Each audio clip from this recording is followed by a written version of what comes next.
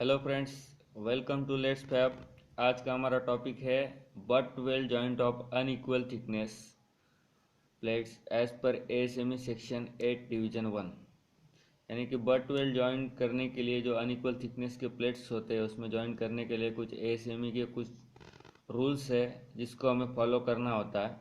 उसके बारे में आज हम जानकारी लेंगे।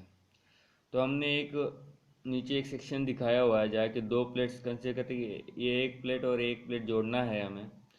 अगर ये थिक इधर वाला प्लेट ज़्यादा थिकर है और इधर वाला कम है तो जो थिकर प्लेट को हमें एक टेपर प्रोवाइड करना पड़ता है और उस टेपर का साइज क्या रखना है एज पर एएसएमई सेक्शन 8, उसके बारे में हमने डिस्क्राइब करने की कोशिश की है। तो इस वीडियो में जिस तरह दिखाया गया है, दो प्लेट्स है, दो प्लेट्स को जोड़ने के लिए यहाँ पे एक टेपर दिया हुआ है। यानी इस प्लेट और ये प्लेट, ये थिकर प्लेट है और ये थिनर प्लेट है।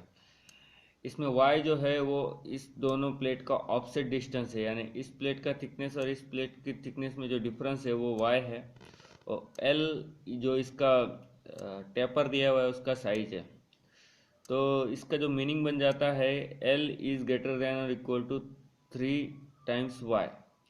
यानी जो L जो लेंथ है वो इसके ऑफसेट के 3 टाइम्स से ज़्यादा होना चाहिए, या तो बराबर होना चाहिए या तो इससे ज़्यादा होना चाहिए। इसीलिए हमें जब भी दो अनइक्वल थिकनेस के प्लेट्स जोड़ना है तो हमको एक प्लेट में टेपर शो करना पड़ता है या तो टेपर बनाना पड़ता है, और उसका जो साइज है वो इसके ऑफसेट डिस्टेंस से 3 टाइम्स से ज़्यादा होना चाहिए। ये एक रूल है एएसएमई सेक्शन 8 में दिया हुआ, जो कि जब भी हम दो शेल अलग अलग थिकनेस के जोड़ रहे हैं तब ये रूल फॉलो करना पड़ता है। या तो अगर हमारा डिश का थिकनेस ज़्यादा है, शेल का कम है, उस वक्त हमें इस रूल को फॉलो करना ज़रूरी होता है, जो कि एएसएमई सेक्शन 8 डिवीजन 1 के हिसाब से फॉलो करना मैंडेटरी होता है। अगर हमारा यू स्टैम्प वेसल है या तो हमारा ड्राइंग अगर एएसएमई सेक्शन फॉलो कर रहा है और एएसएमई सेक्शन हिसाब से हमारा डिज़ाइन किया गया हुआ है तो उस केस में हमें ये जॉइंट्स इस तरह से ही लेना होता है। और ये नॉर्मली इस ड्राइंग में शो भी किया होता है कितने का टेपर देना है। नॉर्मली टेपर 1:3 का होता है। तो नेक्स्ट केस देखते हैं। अलग अलग थिकनेस है पर इसमें क्या है कि दोनों का सेंटर से प्लेट जोड़ा हुआ है। प्रीवियस केस में क्या था, या तो हम आईडी मैच करने वाले थे या तो ओडी मैच करने वाले थे। अगर हम आईडी मैच करते हैं तो हम बाहर वाली साइड टेपर देते हैं, अगर हम ओडी मैच करते हैं तो हम अंदर वाली साइड टेपर देंगे। तो इसका मीनिंग वही था जो कि टेपर इधर इनसाइड होना चाहिए या तो आउटसाइड होना चाहिए। ये दूसरी केस में क्या है, हम दो प्लेट को सेंटर से सेंटर जोड़ रहे हैं और टेपर हम दोनों साइड प्रोवाइड कर रहे हैं।